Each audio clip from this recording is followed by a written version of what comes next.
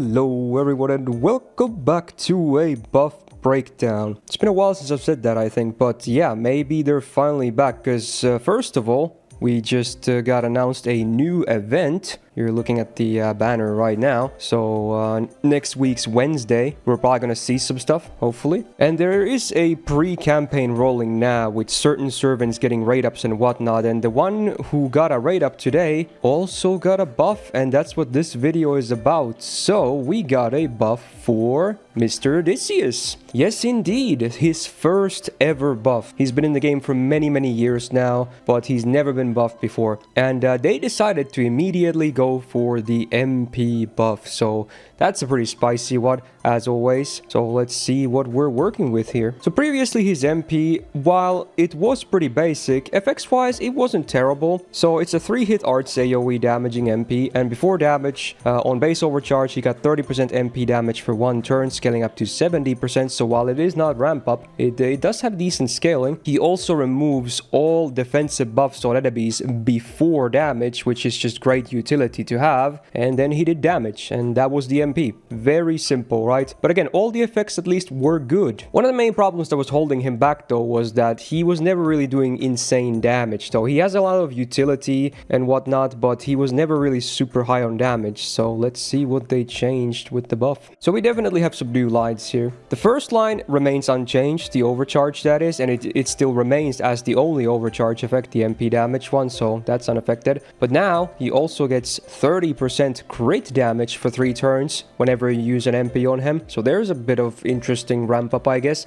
And to combo with that, you also get 10 stars from every MP use, so makes it a little bit easier to enable crits, because him being mostly arts focused means that he won't be generating a ton of stars to begin with. Okay. Now he also still removes enemy defensive buffs before damage, that is also unchanged. The MP got the standard damage upgrade from the buff, which is always amazing. And then one new line: after damage, all enemies get minus 20% arts resistance down for 3 turns. Now, it's a bit unfortunate that it is after damage, because it could have improved his refund and damage, but certainly still a very solid effect to have, especially if you go up against on bosses on him.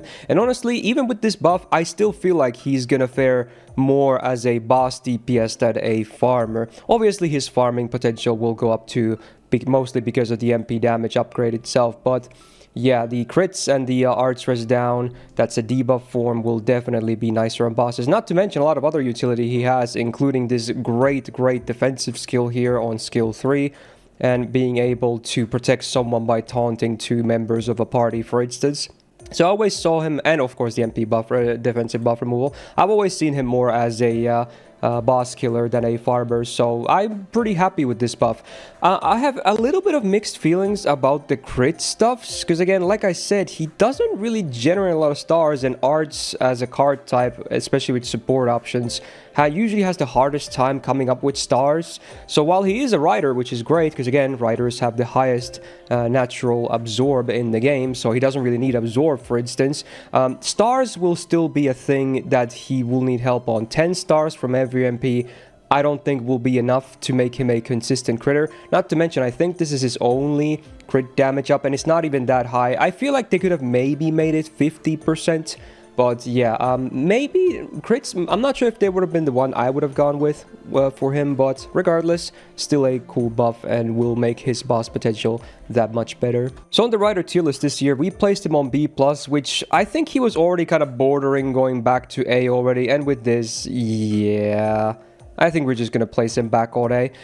Maybe just hold off on anything higher than that for now. I'll need to see some numbers. I still feel like his farming numbers won't go up that much, because again, the refund remains unchanged for farming, and the damage upgrade which will just come from the MP upgrade alone. But hopefully his bosses, or boss potential rather, will see a significant increase.